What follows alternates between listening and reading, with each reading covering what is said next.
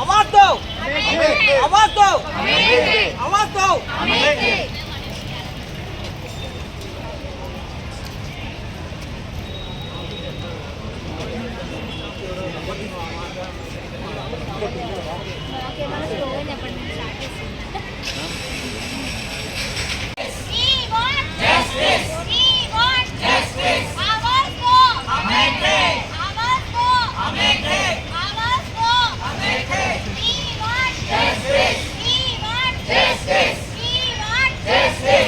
దేశానికి స్వాతంత్రం వచ్చి 78 సంవత్సరాలు అవుతుంది.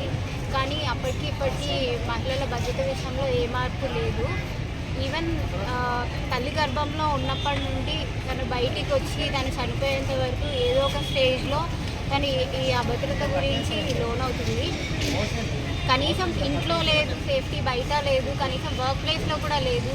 అది డాక్టర్ల విషయంలో మరీ ఎక్కువగా ఉంది. మేము ఎంతో కష్టపడి పేషెంట్స్ కోసము 36 గంటలు 48 గంటలు రెస్ట్లెస్ లేకుండా డ్యూటీస్ చేసాము. చేసిన తర్వాత కొంచెం విశ్రాంతి కోసం అని అలా వెళ్ళి ఆ సమయంలో కూడా మాకు భద్రత లేకుండా ఉండేలాగా ఉన్నప్పుడు అసలు దేశానికి స్వాతంత్రం వచ్చింది అనే విషయంలో ఏ ఉద్దేశం లేదు.